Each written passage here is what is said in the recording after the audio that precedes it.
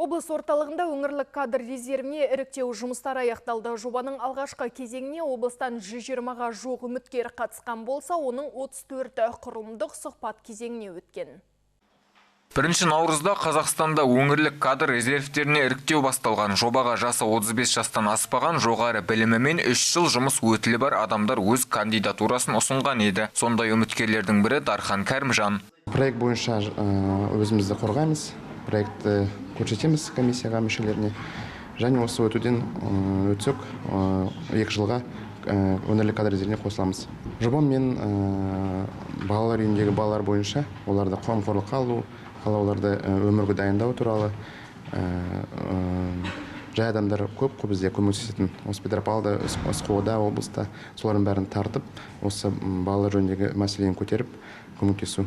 Елімізде алғашқы рет өтіп жатқан жоба арқылы басқару қабілеті бар дарынды жастар бос тұрған лауазымдарға орналаса алады. Байқау нәтижесінде 20 адам іріктеліп резерв құрамына қабылданады. Бүгінгі күні бізде өңірлік кадр резервіне іріктеудің соңғы кезеңі өткізіп жатыр.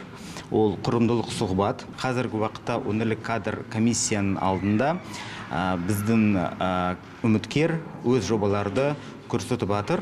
Қабылданған кейін 2 жыл бойы біздің үміткер жергілікті атқарушы органдар жоғары лауазымдарына конкурсыз тағайындауға болады.